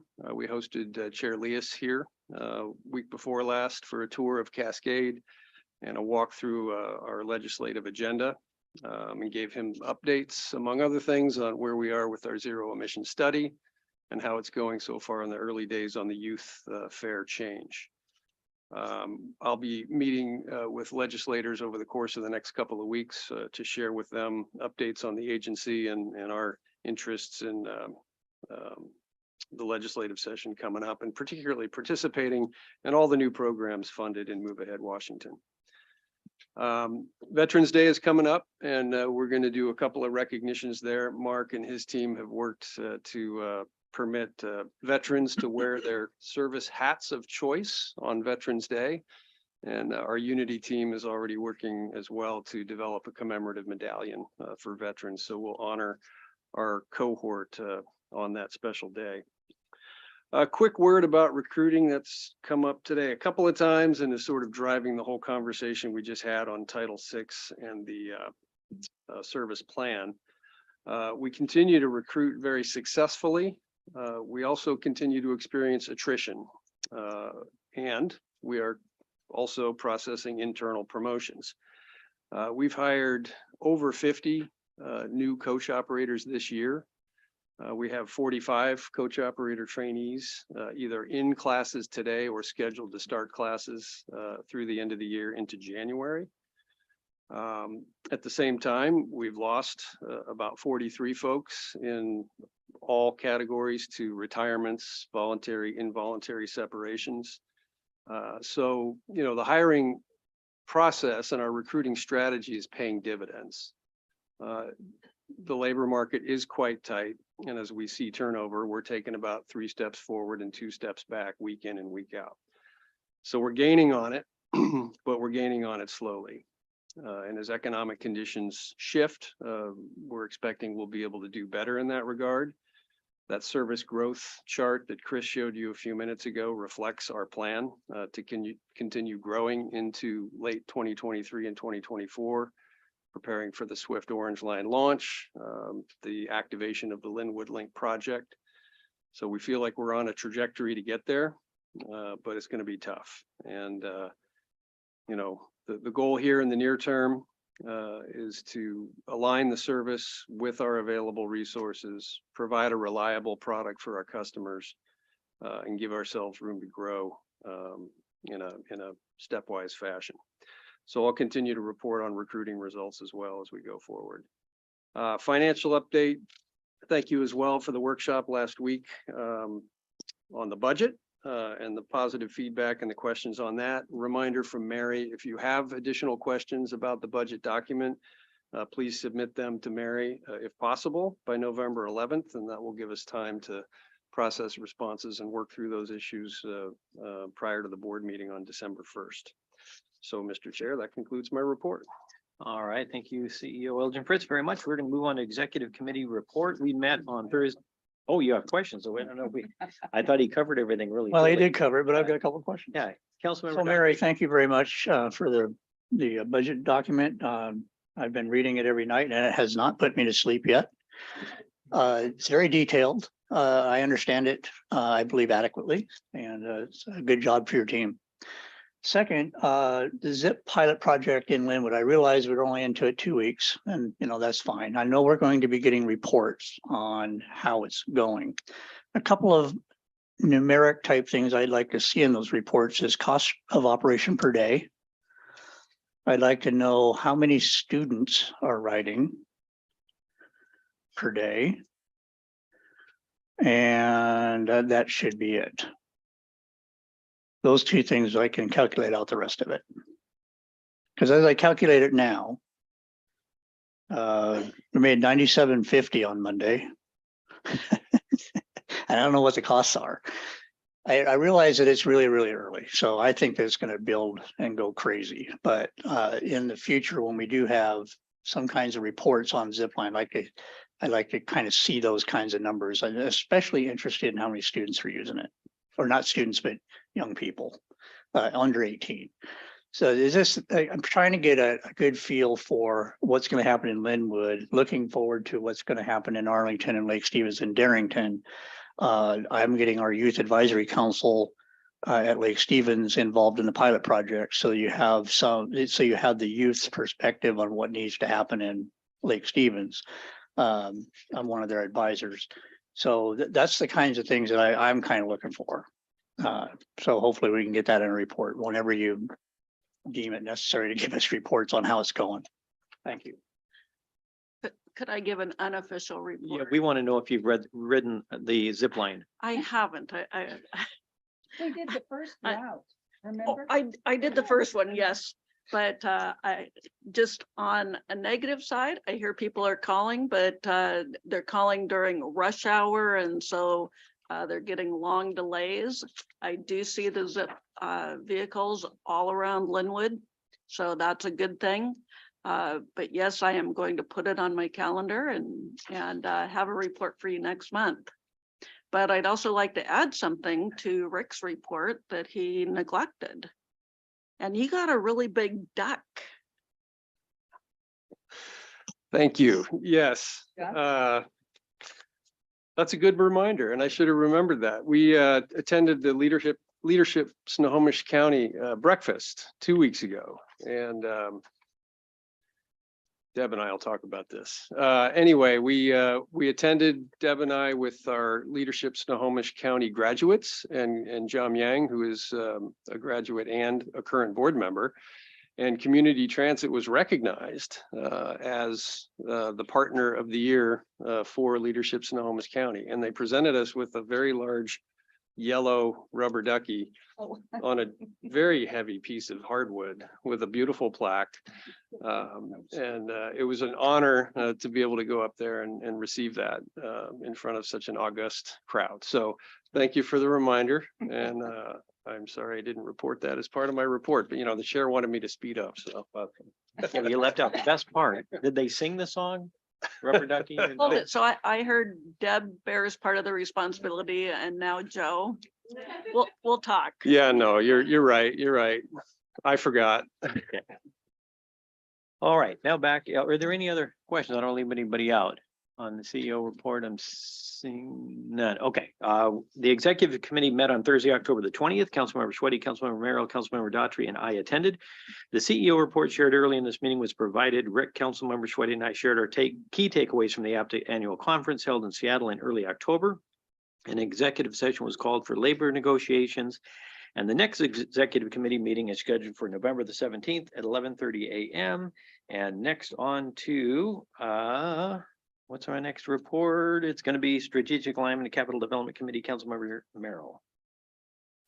So the Strategic Alignment Capital Development Committee meeting was held remotely over Zoom on Wednesday, October 21st at 2 p.m. The meeting was attended by Councilmember Merrill, Mayor Marine, and Labor Rep Lance Norton. The committee on today's board agenda. The Amendment 1 to the interlocal agreement with the effort for cooperative provision of transit service. Director Behe will present this action item. The committee also forwarded 2 informational items presented earlier in today's board meeting. The March 2023 service change in Title VI public process and the long range plan for Journey 2050 update. The committee received a briefing on the zero emissions study and the zero emissions bus pilot. More information on this topic was presented at the Board Directors Workshop on Thursday, October 27th. And the next meeting of the Strategic Alignment and Capital Development Committee is Wednesday, November 16th at 2 o'clock. Thank you. I think Councilmember Merrill, so Finance, Performance and Oversight Committee, Councilmember Sweaty. Well, I can tell you right up front, I cannot read as fast as Joe. The Finance, Performance and Oversight Committee met on Thursday, October the 20th, 2022 via Zoom. Board members, Mayor Fritzel, Mayor Nearing, Mayor Roberts and I attended. On the consent items, approval of September 2022 monthly expenditures and payroll will be items number 8, B through G on the agenda. Action items, consideration of approval to amend community transit safety and protection services contract with Snohomish County to add a social worker program. Consideration of resolution 18-22 approving the year-end 2022 budget amendment. Reports, zero emission pilot project. The committee was updated on the status of this project. Safety and security update. The committee received its monthly safety and security update. Staff presented an update on the safety and security strategic plan and the Q2 2022 transit police report. 2023 proposed annual budget. The committee received a presentation of the proposed 2023 budget. This presentation was shared at last week's board workshop. The 2021 annual comprehensive financial report. The audited annual comprehensive financial report for 2021 was presented to the committee and is included in your packet. September 2022 sales tax report. In September 2022, community transit collected approximately 17.3 million in sales tax revenue, approximately 600,000 more than budgeted. A copy of the report is included in your packet. September 2022 diesel fuel update and report. The budget team continues to closely monitor fuel costs as fuel prices have begun to rise after falling sharply earlier this summer. The next Finance, Performance and Oversight Committee meeting is scheduled at 2 p.m. Thursday, November 17th, 2022 via Zoom. And yes, that was a 2-hour meeting, one of the longest we'd had. Wow. I was gonna say, a lot happening in finance. Oh, yeah. Okay, we have 7 items on consent. Does anybody need to pull any of the items or have questions on the consent? I'll move approval. All right, is there a second? Second. We got a motion and a second. Any discussion on the motion? Seeing and hearing none, all in favor say aye. Aye. Aye. Any opposed?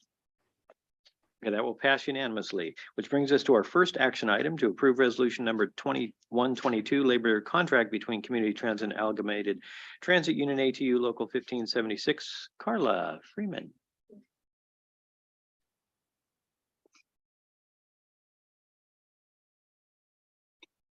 Hello, everyone. The successor agreement ratified by our ATU represented employees recognizes the importance of the good work they perform for our communities every day. The agreement not only is an investment in them and their careers, it will also assist the agency in our recruitment efforts as we prepare for the 2024 network and SWIFT expansion. I recommend the Board of Directors approve Resolution 2122, authorizing our Chief Executive Officer to execute and implement this 3-year labor contract between Community Transit and ATU Local 1576. All right, thank you, Carla. Are there any questions? Yeah, I had kind of a curiosity question on the status, and after it shows all that, it says incorporating the following memorandums of understanding. And the third item was shoe allowances. And I was just curious if there was a place where we had employees working that was damaging their shoes. No, that MOU is really codifying our practice on how we handle payments for shoe allowance, which helps us administratively remain consistent with how we're paying these employees. So it's not new. The shoe allowance is not new. It's just memorializing how we pay it. Okay, I guess I didn't remember seeing that before. And I thought maybe we had, so is it all employees? Oh, now you're putting me on the spot. You know, we do have safety shoes for certain classifications. You know, we do have, we do put aside a portion of a uniform allowance for our ATU represented employees. And I believe off the top of my head, is it everybody? Yes. But it wouldn't be like most of the staff that's sitting here, No, correct? no. Okay, okay, And certainly not the board. okay, thank you. All right, Anyone any other else? questions? All right. Thank you very much, Arlen. All right, how about a motion? I would move to approve resolution 2122. All right, do we have a second? Second, All right, we have a motion, a second. Any discussion on the motion? Right, seeing none, all in favor, say aye. Aye. Aye. Sorry, That's the motion as you have to read the entire thing. Yeah. Councilmember Daughtry, will you read the motion as I presented? recommend motion that the Board of Directors approve resolution number 2122, authorizing the Chief Executive Officer to execute and implement a 3-year labor contract between Community Transit and the Amalgamated Transit Union Local 1576 ending December 31st, 2024. All right, so we have a motion. We still have a second. Any discussion? All right, seeing none, all in favor, say aye. Aye. Any opposed? Any opposed? All right, that will pass unanimously, which brings us to our next action item to amend Community Transit's Transit Safety and Protection Services contract with Snohomish County to add a social worker program. Legal counsel advises that board members that also serve as Snohomish County council members do not participate in the discussion or vote on the item, given the consideration of a conflict of interest or appearance of fairness since it's coming through the county. So any of our county council members on there, we appreciate just on this one, maybe sit back. All right, we will go ahead. Jacob. Good afternoon, Board. Jacob Potier, Manager of Security and Emergency Management. Thank you for having me again. We're here to talk about the social worker program, which multiple board members have expressed over the last coming months to really look at this and see what we can do to develop it. The proposal is to hire a full-time social worker through Snohomish County, through the Snohomish County Human Services Department specifically. And the proposal in front of you is to modify our existing contract with the Snohomish County Sheriff's Office to tack on a social worker aspect to that existing contract. This was presented at last month's Finance Performance Oversight Committee with a recommendation that you adopt it. There was some additional questions at the committee level about wanting to see a further breakout of what the costs were being incurred. So we provided that in your memo in your packet. With that, I'm happy to answer any questions you may have. All right, thank you, Jacob. Any questions? Yes, Mayor Naring. Yeah, thank you. So the Finance Committee did discuss this and was supportive. I'm supportive of this. I did have a couple questions, and actually the Finance Committee brought up, I thought, some really good questions around the cost of the program, $322,000. Yeah, I think particularly not necessarily the salary, the benefits, or any of that, but the service cost of $163,000. And so you've broken it down well, which gives us, I think, a better understanding. One of my questions would be, so I understand from our own program in Marysville, the need for hotel vouchers, coffees, meals, minor medical, some supplies to send folks off to treatment with, things like that. It also mentions in here to facilitate treatment for temporary transitional housing. I'm a post-treatment transitional housing. I'm assuming that must be the larger portion of the cost, because the other ones just wouldn't add up to really at all close to 163,000. But is that where the bulk of the service costs go? Yeah, my impression from the county is that is a large amount of the cost, and that your respective municipalities do pay for similar things. They just do it in a different way than through this type of a contract agreement. Correct. Yeah, no, you're right. The one advantage we have, and this would lead to my second question, is one thing I really believe in these kind of programs is, you're only a success. You've got to track it. And so I'm hopeful. I know it mentions contacts in here during the pilot, which is which is great. You've just had a pilot. I don't expect that you would have large scale stats. Contacts to me is, it's important, but the much more important stats would be how many people we get into inpatient, how many people we graduate from treatment. And then, if they need extended treatment beyond, the 30, 60 or 90-day program that traditionally occurs. So I'm hopeful that we as a board can get those kind of stats. And so that we're aware of, whether this is working. It's a significant investment, well worth it if it produces results. Is that something we could do, CEO Ogenfritz, if we could get those kind of stats from the county passed on to the board? Yes, absolutely. I think two things there. One, we do have some results from our pilot project that we can reshare and make sure the board members have that information. That was sort of the basis for concluding we should go ahead with this contract. And then I know that our new CFO has some ideas already about how we will track this and report back on performance. It is a big investment and it is a different type of intervention that we hope will have some confidence will be more effective. And so, but we do need to track it and hold ourselves accountable to testing the results. Yeah, no, the other thing I do, the thing I really do like about this program, particularly at community transit, I mean, it's effective in our cities, but you kind of have a captive audience there on the coaches, and I don't know, it just strikes me as an opportunity for a social worker to reach out to folks that are really in need. And so I think it has a lot of potential. So the final question I would have is, and this is where the cities have the flexibility on these housing costs. Let's say, for instance, you have a year, and I certainly hope this won't happen. It probably won't, but let's say you have a year where you just really aren't getting a lot of people through treatment. Maybe you get them in, they drop out or whatever. So now you're giving the county $163,000 or a good chunk of that towards transitional housing afterward, but we're not necessarily using that on our folks. I see in the bottom portion of the contract, it says up to $322,000, but in the cost portion, it looks like that's a fixed cost. Is there any type of leeway there if in other words, if we're just not getting a lot of people using that, is the county still collect all that money? Yeah, absolutely. Good question. I apologize for the error in the memo, but it is a fixed cost contract. Okay. But the county has been transparent that they're basing that number off of previous social workers throughout the county that have a similar number. And that if that number changes, luckily this is only really a 1-year contract because it's tacking on to the existing sheriff's contract.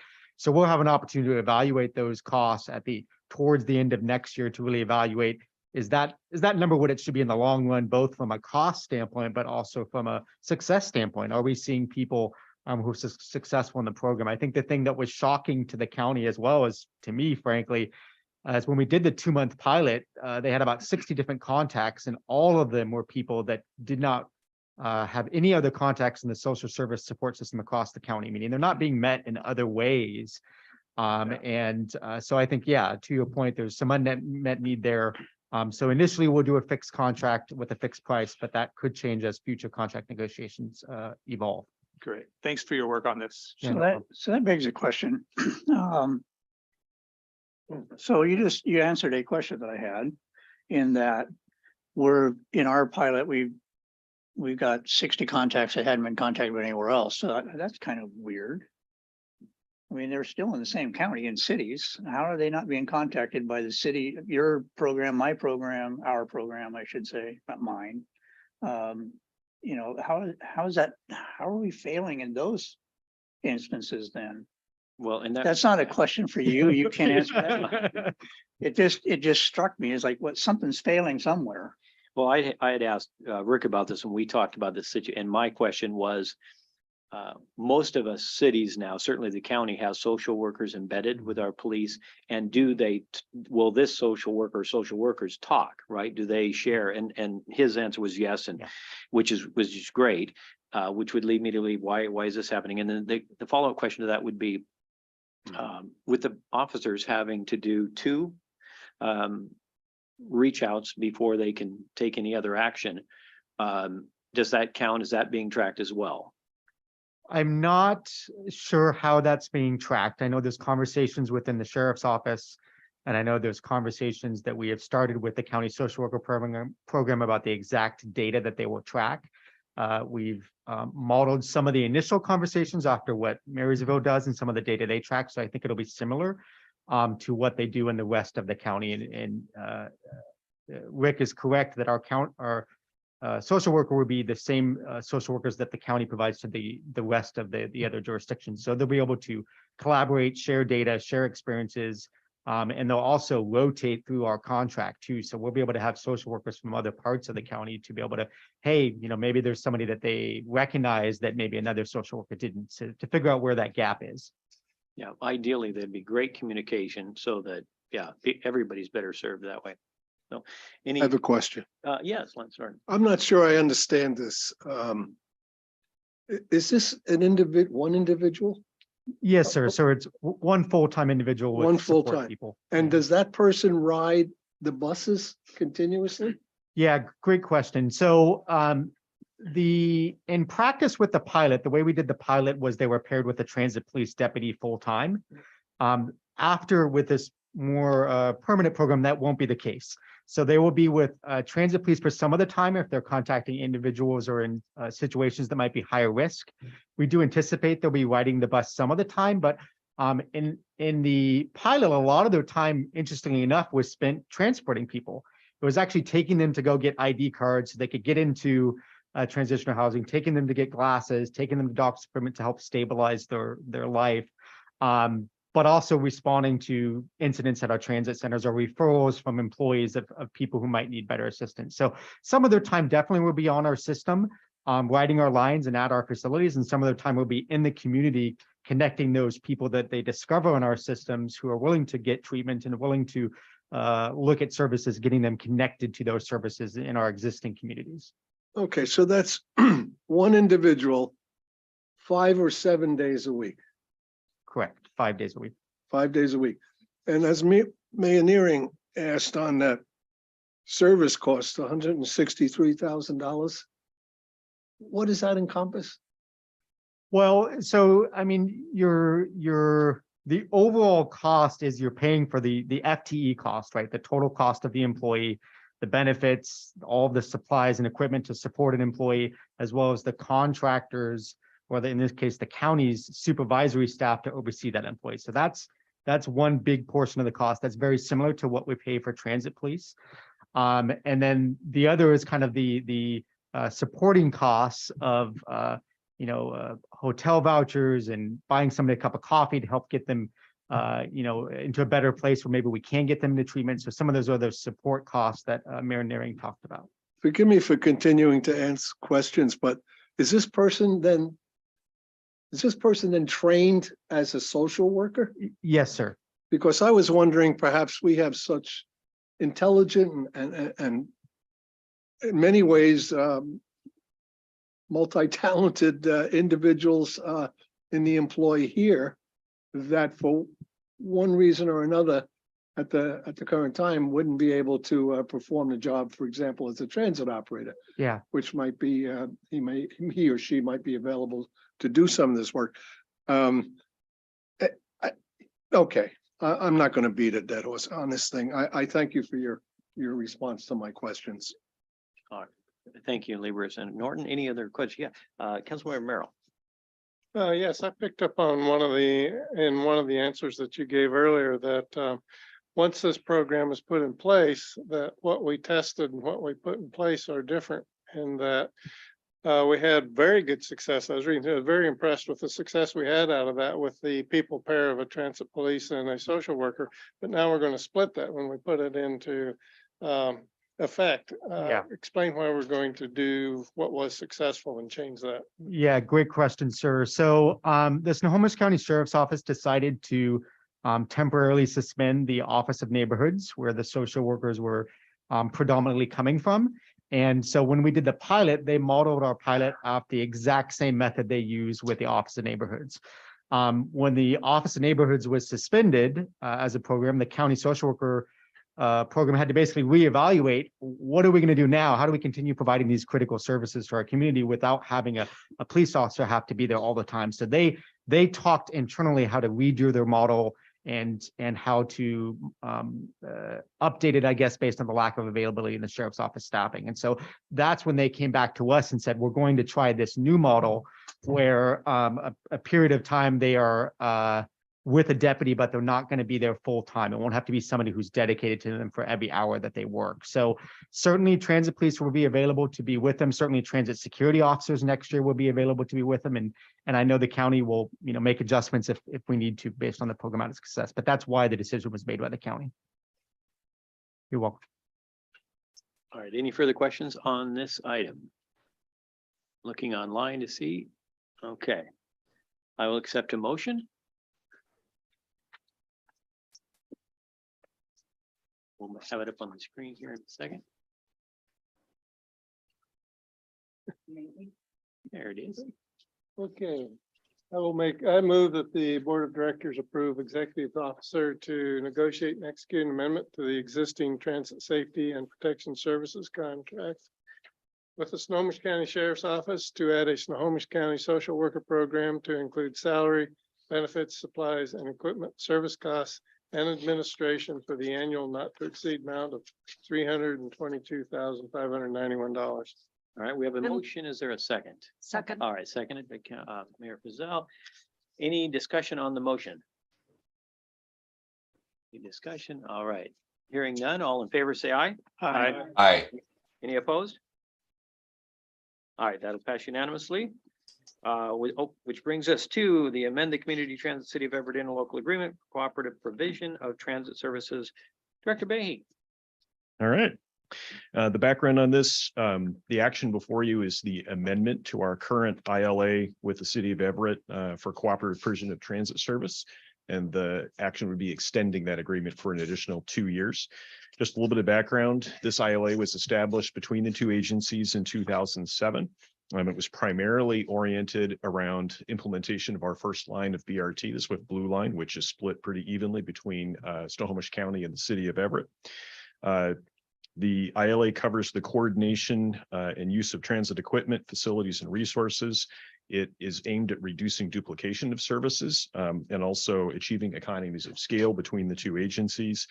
As I said, it enabled implementation of the original Swift Blue Line, which really removed a key customer barrier in mobility between areas outside the city and the city of Everett. It also allowed for construction of BRT capital improvements, implementation of technology like transit signal priority for speed and reliability of BRT, and then had some additional provisions such as the extension of some of Everett's local services a little further into the PTBA to help to ease some of the transition issues across the city limit for transit customers. It entailed an initial $4 million capital contribution from the city toward the Swift Blue Line project. And then on an ongoing basis, it included dedication of 1/2 of Everett's transit sales tax toward the ongoing operating cost of the Swift BRT lines. Right now, that's around $2 million a year in terms of a sales tax contribution from the city toward operation of our BRT services. So the ILA, from both parties' perspectives, has been a success. It's improved mobility for our mutual customers between both systems. The current ILA expires at the end of this year on December 31st. Both parties are supportive of moving forward and extending the ILA. And in terms of the term that we are proposing, as Rick shared in the CEO report earlier, everybody's aware that we are in the middle of a transit consolidation study with our partners at the city. And that study will really take place and continue over the next 2-year period. And one potential outcome of that study is to determine the future path of transit and how it will be provided by the city of Everett. So recognizing that question is in the air with that transit consolidation study, we propose to extend the existing ILA through the end of 2024 with potential for further extension beyond that if required, or if the city makes a different decision on provision of transit services, then that would imply the future of the agreement. So the proposal before you is to change the term of the agreement to extend through December 31st of 2024. All other terms and conditions remain unchanged. We brought this to the Strategic Alignment Committee at their October 19th meeting, and the item was moved to the full board. And then pending your approval today, the next step would be for the city council to consider the same action. And then for the leaders of both agencies to sign the amendment to the agreement prior to the end of the year. Be happy to answer any questions. All right, thank you, Roland. Any questions with regard to this? And it seems pretty straightforward. All right, how about a motion? The mayor of Everett's not here. She can't do it. I'll move that the, Mayor. I'll move that the board of directors authorize CEO of Community Transit to execute amendment 01 to the interlocal agreement between Community Transit and the city of Everett regarding the cooperative provision of services. Second. All right, we have a motion and a second. Any discussion on the motion at hand? All right, seeing none, all in favor, say aye. Aye. Aye.